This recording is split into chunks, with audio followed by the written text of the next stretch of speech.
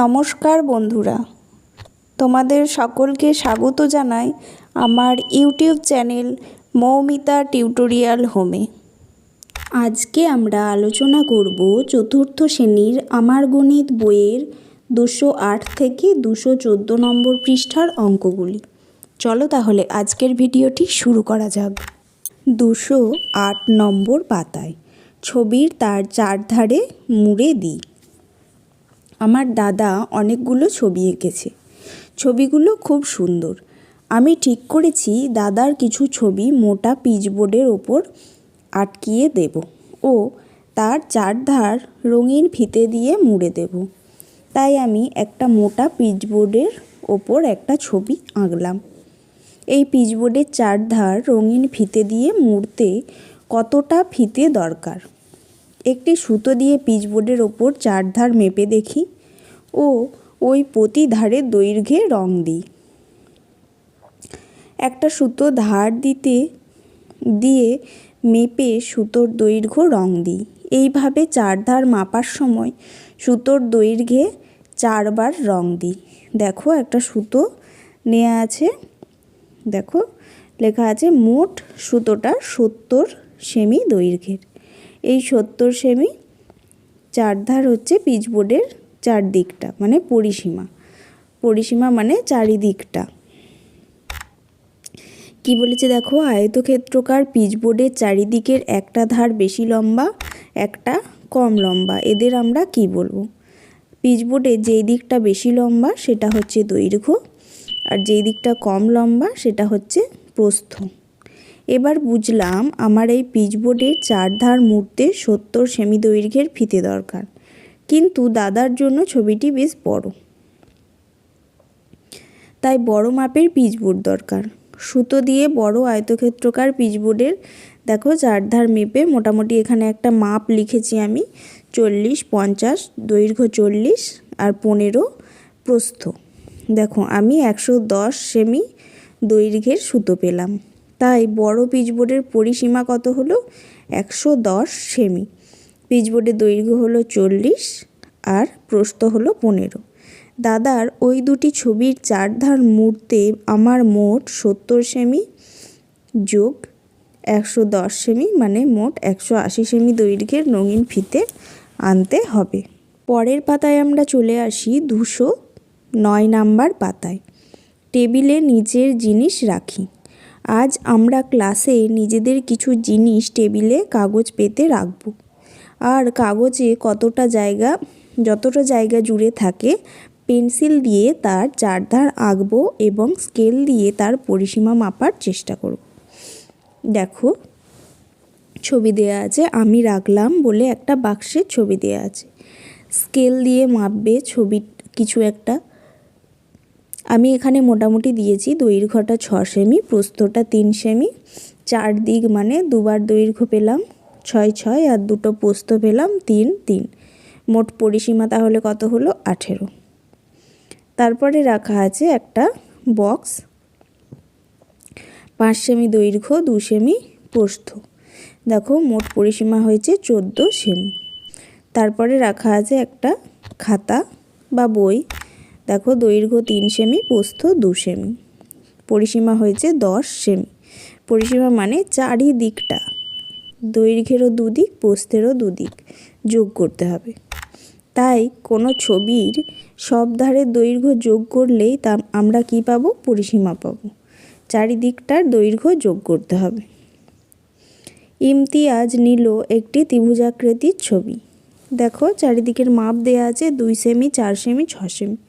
এগুলো সব যোগ করলেই আমরা পেয়ে যাব পরিসীমা হয়েছে 12 সেমি।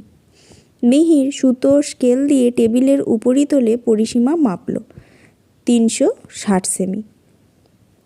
মিহির ঠিকমতো মাপ নিতে পেরেছে কিনা দেখি। দেখো লেখা আছে এখানে 90 90 করে লেখা আছে।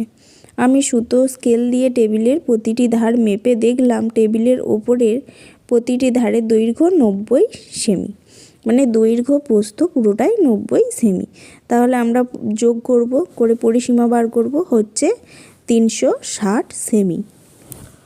এবার আমরা 210 নম্বর পাতায় চলে আসি। বর্ধমান জেলার বরশুল গ্রামে আনোয়ারা বিবির জমি আছে। আনোয়ারা বিবি তার জমির চারধারে বেড়া দেবে। আনোয়ারা বিবির কাছে কিছুটা কাঁটাতার আছে। দেখো একটা জমির ছবি দেওয়া আছে। এবার চারধারের মাপটা লেখা আছে দেখো। এবার কি বলেছে দেখো, আনোয়ারা বিবিকে কত মিটার বেড়া দিতে হবে। তাহলে আমরা পরিসীমাটা বার করলেই পেয়ে যাব কত মিটার বেড়া দিতে হবে। চারধারের মাপগুলো আমরা যোগ করব। দেখো 20 মিটার যোগ 13 মিটার যোগ 10 মিটার যোগ 4 মিটার। চারধারের মাপটা আমরা যোগ করব, করে পেলাম 47 মিটার। তাহলে চারধার বেড়া দিতে হবে, তাহলে 47 মিটার বেড়া দিতে হবে। আনোয়ারা বিবির কাছে 25 মিটার কাঁটাতার আছে। তাহলে আর কতটা লাগবে?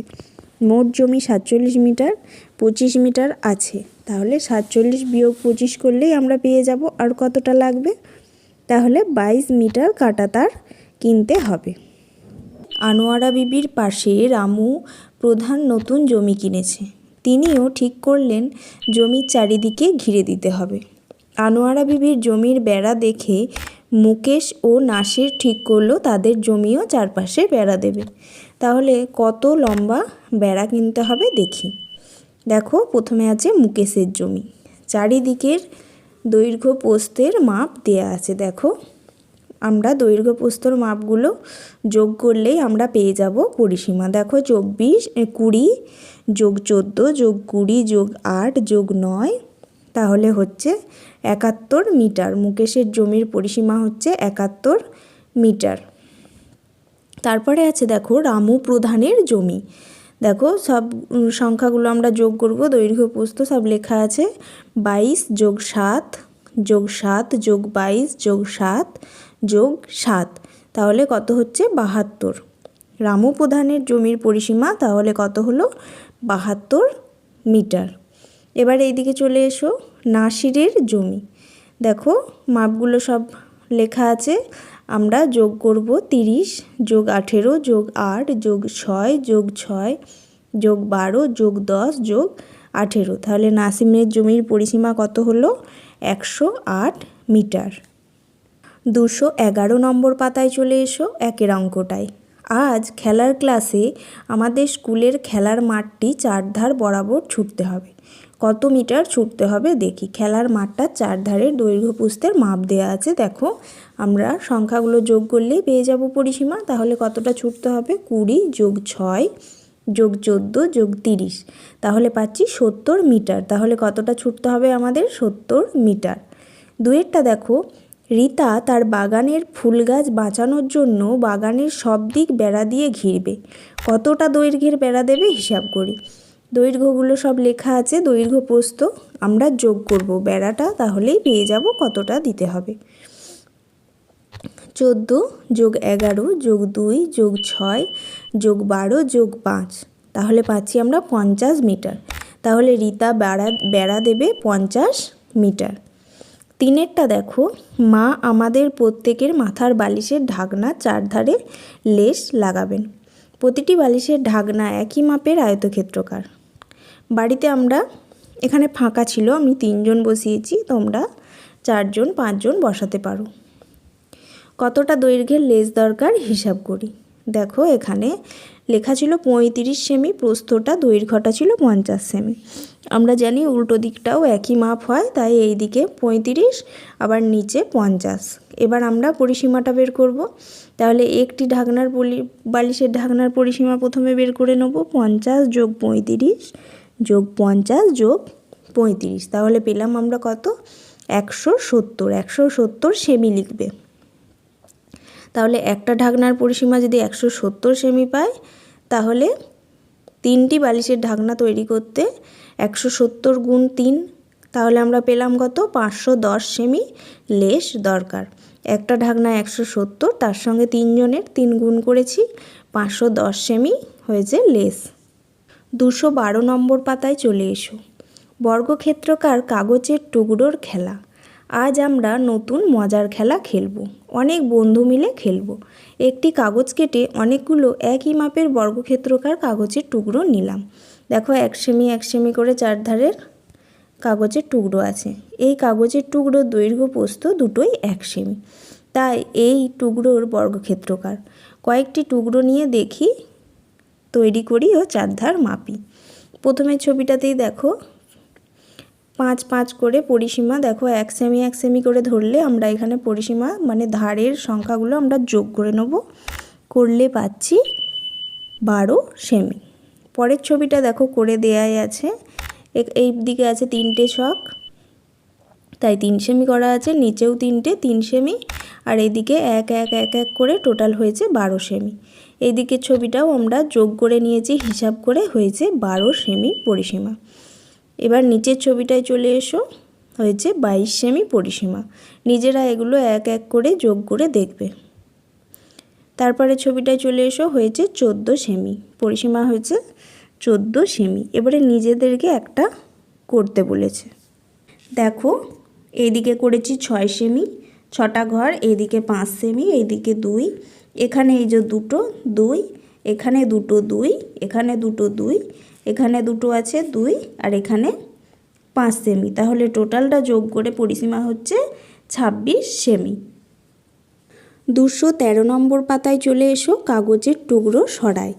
দেখো কি আছে, টোটন 1 সেমি দৈর্ঘ্য বিশিষ্ট বাহুর বর্গাক্ষেত্রাকার অনেকগুলো কাগজের টুকরো নিয়ে বিভিন্ন আকার তৈরি করেছে, কিন্তু শোভন কিছু কিছু বর্গক্ষেত্রাকার টুকরো সরিয়ে নিচ্ছে।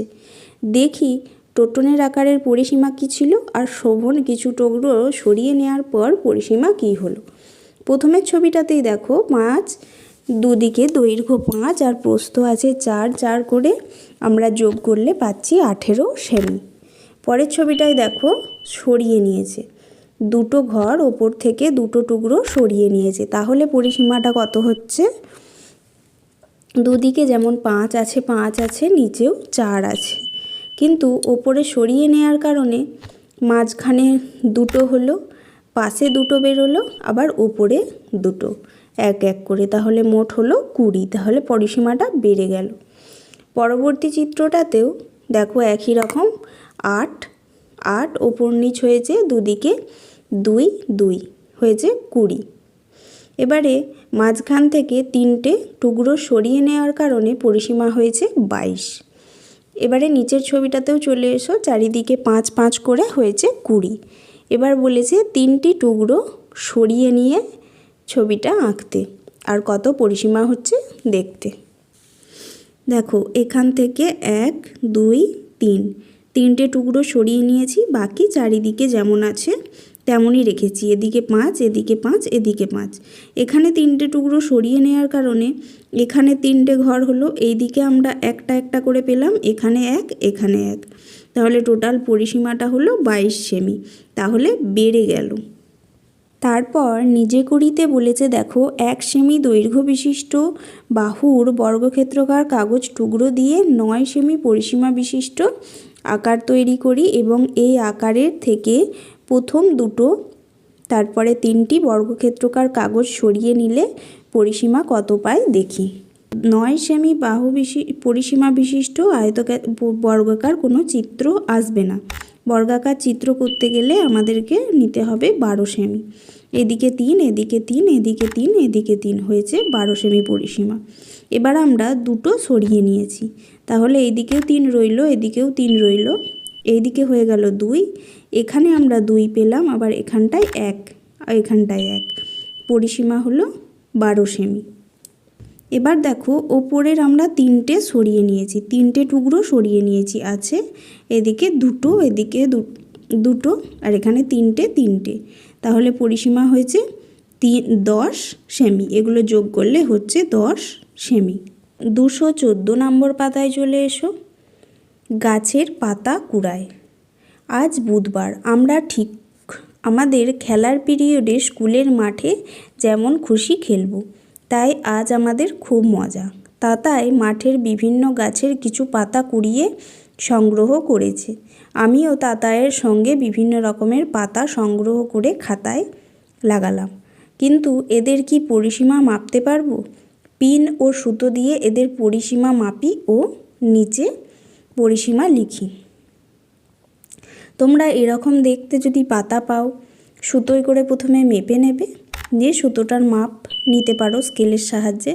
আমি মোটামুটি একটা মাপ লিখে দিয়েছি। দেখো এই পাতাটার পরিসীমা লিখেছি 6 সেমি, মাঝে লিখেছি 10 সেমি, পরেরটা লিখেছি 7 সেমি, তারপরেরটা 6 সেমি।